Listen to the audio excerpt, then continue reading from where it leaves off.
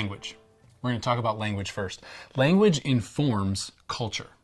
So if you express need, for example, maybe from the front of the room, hey, we need some help.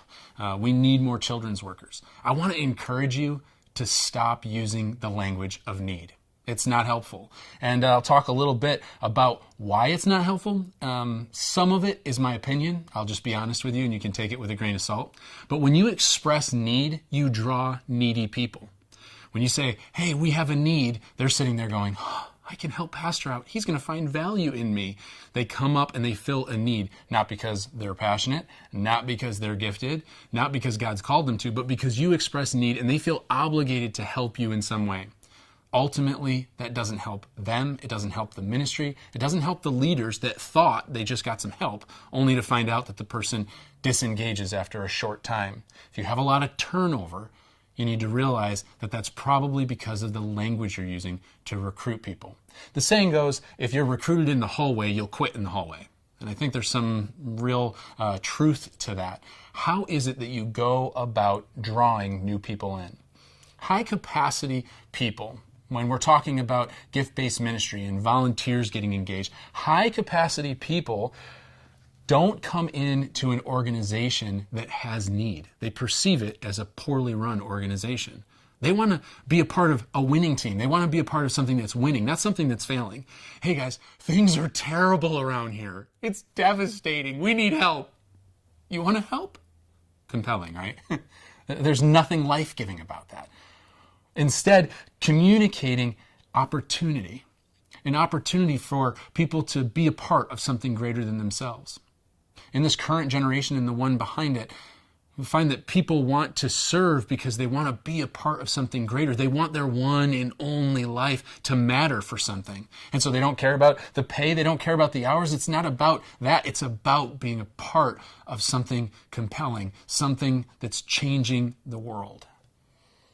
So you might want to consider how it is that you talk to people when you recruit them. What's the language that you use? Language of opportunity might sound something like this. We have an opportunity for a high-capacity person on our team. And as we were talking about who could help out, your name came up several times. And so as somebody that a lot of people have respect for, I knew that I had to have this conversation with you today. Way different than a call from the front of the room saying we have need. Talks about value. Talks about acknowledging the fact that they're high-capacity leader, that others acknowledge their gifting and their passion. And you're asking them to consider something prayerfully. Now, if they say no, that's okay. In fact, I will often try to talk people out because I don't want them to feel like I'm manipulating them to do something because then I have to maintain that. And quite frankly, I don't have the emotional energy to go around re-cheerleading everyone every week. Hey guys, still awesome, right? Don't you love kids? I love kids. Hey, so glad you're here. I mean, if you can do that, more power to you. But I have more important things to do. I'd rather have people that are cheerleading the fact that they get to be a part of something. And so I tell them, listen, if this isn't for you, we'll figure out what is for you, but don't waste your time doing something you don't love. I want you to find out what you love and then come alongside you to see how it is that you can best do that. Language is obvious, but you might have known something else about the way that I worded that conversation. Like, obviously, I didn't talk about need, but what else was it that I did? It was an individual conversation. It wasn't an announcement. Now, I don't think there's anything inherently wrong with announcements, so don't hear that. I'm not saying that there isn't an appropriate time to maybe say, hey, we have an amazing opportunity for those of you that might want to get involved in this, and maybe that's appropriate. But by and large, recruiting one-on-one makes far more sense. A conversation makes far more sense than an announcement. When you think about the business world, you think about retail, restaurants, things like that, they put help wanted signs up in their windows. Help wanted. Part-time jobs, low-capacity jobs, and that's not to discredit retail in any way. It's just the nature of the job has a lot of turnover. That's why they say help wanted. People come in, they get a job while they're home from college or whatever that looks like. But when an organization is looking for a team member to add to their team, entirely different process. You don't see help wanted signs. In fact, even on social media, the way that it's handled nowadays is usually by a headhunter that contacts them directly based on their experience, based on who else they're friends with in LinkedIn or whatever that looks like. It's an entirely different approach to recruiting. Why? Because the job is too valuable. It's too important. They don't just say help wanted, right? Why is it that we don't value what it is that we're doing? What we're doing is eternal. And yet we've minimized involvement to, hey, do you have a pulse? Are you here? Come on in. It's terrible. Why aren't we increasing the standard of expectation so people can aspire to that? It draws people in. It causes them to be the best version of what God created them to be.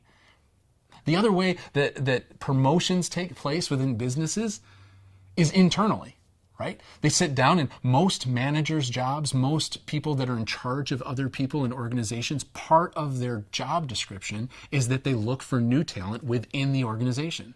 They have conversations internally. Hey, you're outperforming. You're doing a great job. Have you considered this? What does it look like for you to remain part of this company for the next 5 years, next 10 years?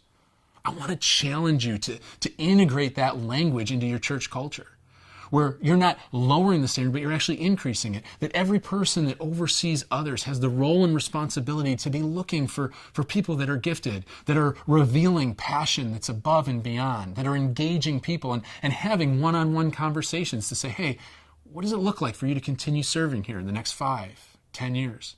It's not sustainable that you as the pastor recruit every single person that comes and volunteers. That is absolutely not what I'm saying, which is what leads to a system, right?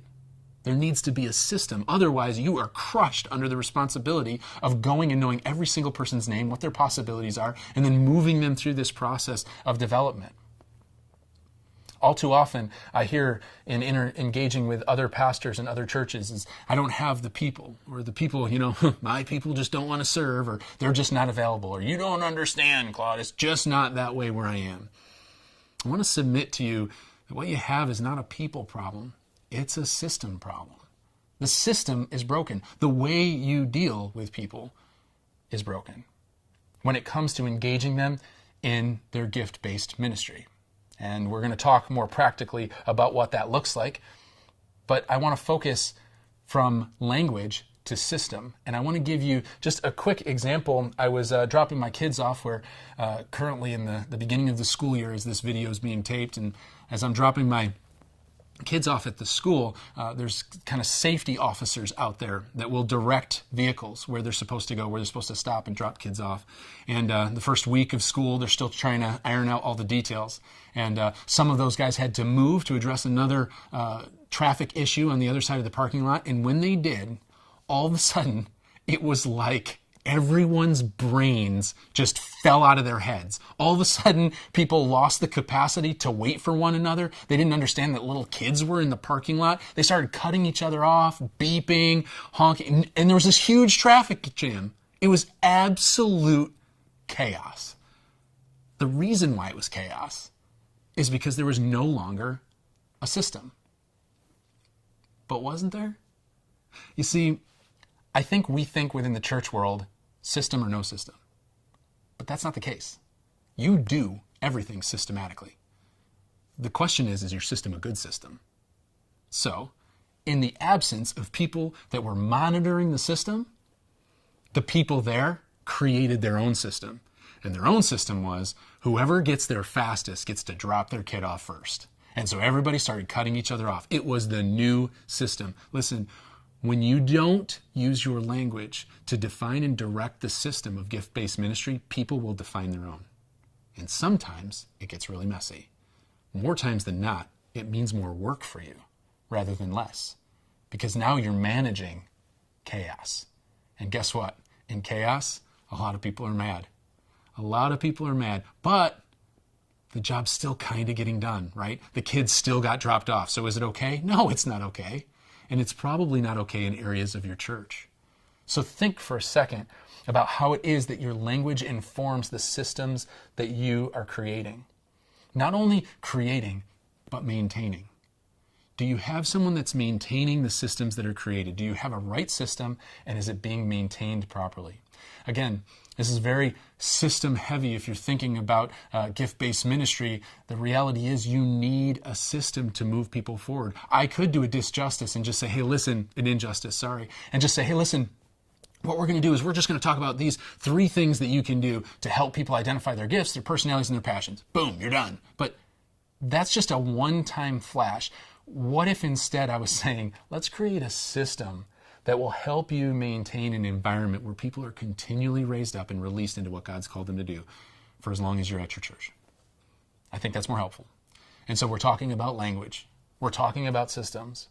It's not a silver bullet. You will always have to work on this. You will always come back to the system and tweak it. You'll always have to look at the people that are part of the system and say, hey, is this still working? But when you're looking at a system rather than chaos, it becomes something that maybe you can do. It's a little bit more encouraging. So as we consider this idea of a system, I want you to know, obviously, there will be some leaders that you recruit. There will be some that you sit down with and you have a one-on-one conversation with, and you recruit them intentionally to fill a certain role. And I would, like I said, encourage you to maybe try to talk them out of it. Recruiting everyone is not sustainable. You have to get to a place where not only people and individuals are taking on this responsibility within your ministries, as I've already talked about, but there's another part of this that can start to offload the responsibility so it doesn't kind of break your back or break the backs of the people that are serving with you. It's really not that complicated of an illustration. If you've ever been on the thruway or any type of highway, you're going down the road and there's an exit, right? It's clearly marked. You know what exit this is.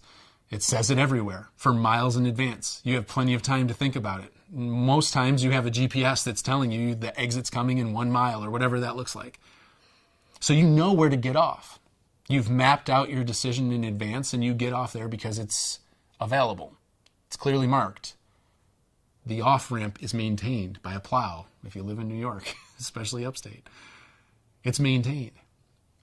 So let's think about that for a second. What does that look like in the church environment to say, hey, if we're a gift-based ministry, do we clearly communicate what the on-ramps are? Do we clearly communicate what the off-ramps are? Is there signage? And I don't just mean physical signage. I mean clarity around how it is that they can engage. The spots that make sense. It would not be helpful if you came around a bend and all of a sudden it was like, boom, exit right there. No sign in advance. You couldn't be ready. Quick, you getting off? You getting off? Like, you'd be furious. It would be chaos. People would get into accidents. It'd be messy. But some of our churches function that way. Hey, here's an opportunity. You ready? Do it. Do it. Now. Get off. So I want to encourage you to consider what it looks like to communicate opportunities, to provide clarity around the opportunities that are there, and to maintain those opportunities so that people have access to them on an ongoing basis. In fact, we'll talk more specifically about that in the next video.